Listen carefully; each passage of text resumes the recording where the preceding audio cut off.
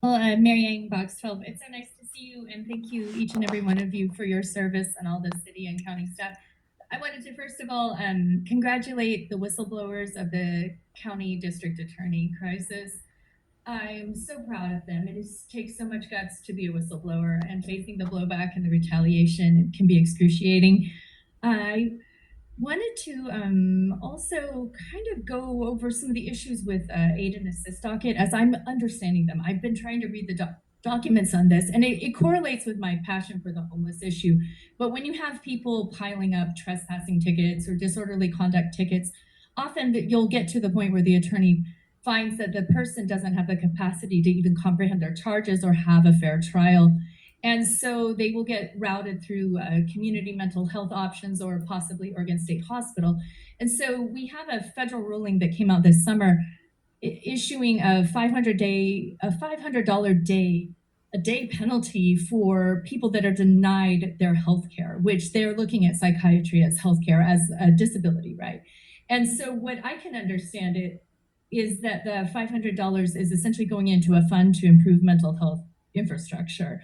And so, as we have excessive criminalization of homelessness, a lot of the excessive buildup of cases that could be prevented through sound infrastructure in our social services arena ends up causing this gridlock at the underdeveloped state hospital infrastructure.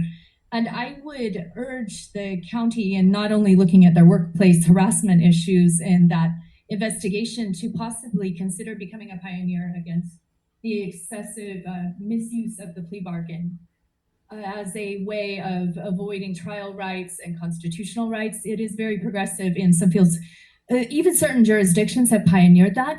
And I think it's kind of embarrassing to our justice system to sit there ramming plea bargains. Then you end up having like excruciating long dockets with numerous court appearances and failure to appear. It clogs up the jails.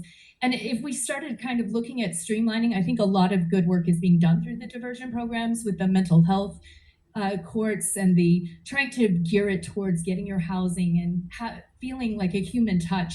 But there's a lot of work that needs to be done there. And so definitely supporting the whistleblowers and look towards the epling case.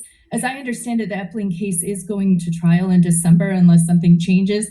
It appears to me from what I can read that the county and the city want out of it and are putting blame with the superintendent regarding this accident against an elderly woman. Please be very cautious on the roads. We have a lot of work to do to make our pedestrian crosswalks safe, and use your safety. Buy high visibility jackets for the homeless. Thank you.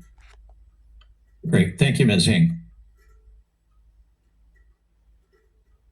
Anybody else